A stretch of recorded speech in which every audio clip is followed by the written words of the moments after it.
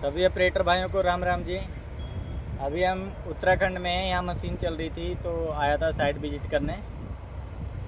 Operator भाई, जितना operator भाई लोग को मौज मस्ती और घूमने फिरने को मिलता है ना, शायद उतना कोई भी नौकरी करके घूम फिर नहीं सकता है और ऐश नहीं कर सकता है। बहुत से ऑपरेटर भाई क्या है ना, एक जगह से दूसरी जगह जाते हैं, दूसरे सेट के पास जाते हैं, दुखी हो जाते हैं। भाई आप दुखी मत हुआ करो। ऑपरेटर लाइन ऐसा एक लाइन है ना जिसमें ऑपरेटर भाई कहीं भी जाते हैं ना तो उनको नया नया एरिया मिलता है, नए नए लोग मिलते हैं और घूमने फिरने का बहुत ही ज़्यादा मतलब चांस मिलता है।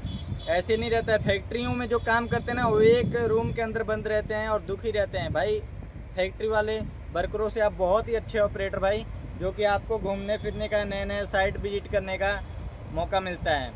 आप ज़्यादा से ज़्यादा हेल्पर भाई को सपोर्ट किया करो ताकि वो ऑपरेटर बने, ना कि आपके पास से छोड़ के भाग जाए काम।